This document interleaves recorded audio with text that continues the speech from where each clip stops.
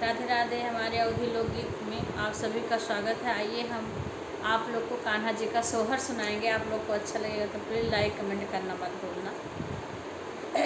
आप लोग को अच्छा लगेगा तो प्लीज़ लाइक कमेंट करना मत भूलना। बहुत सुंदर सोहर है, आप लोग सुनना और आप लोग को अच्छा लगेगा तो कमेंट करना, लाइक करना। सोने के कटोरेवा में दूध भात गोदिया, कन्हैया पूत गोदिया, कन्हैया पूत हो। यशोमती घूमी घूमी कान्हा के खेला, वहीं चंदा के बोला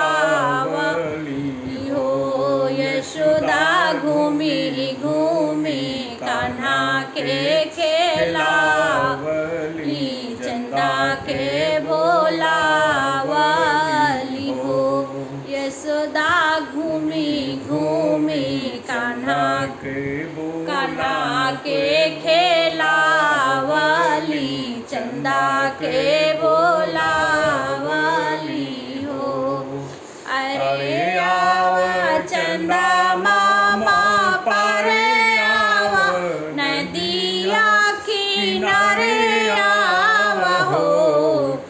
चंदा मोरे कान्हा घूमे आवा, मोरे आंगनावा कन्हैया मोरे खेलाई हो।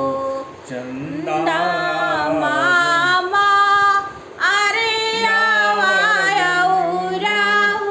पारे आवा, नदिया किनारे आवा हो। मामा चलायावा हमारे अंगनावा, कन्हैया मोरा खेलाई हो। चंदा चलायावा हमारे आंगनावा, कन्हैया मोरे खेलाई हो। चंदा चलायावा हमारे आंगनवा, कन्हैया मोरा खेलाई हो। सोने के थरियावा बनाई देवे जलावा, भराई देवे हो।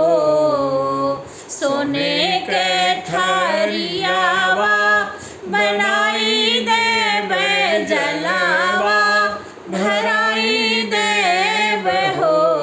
कान्हा बहू हमारे अंगनावा, कन्हैया मोरा खेलाई हो। चंदायावा हमारे अंगनारे कन्हैया मोरा खेलाई हो। चंदायावा नायंगना हमारे, कन्हैया मोरा खेलाई हो। सोने के कटोरिया में दूध भात गोदिया, कन्हैया पूता गोदिया, कन्हैया पूता हो। यशोदा घूमी घूमी कान्हा के खेलावा, चंदा के बोलावाई हो। यशोदा घूमी घूमी कान्हा के खेलावली, चंदा के बोलावली हो। कान्हा सोने के कटोरिया में दूध भात गोदिया, कन्हैया पूता हो। कान्हा यशोदा घूमे घूमे कान्हा के खेलावा, चंदा के बोलावली हो।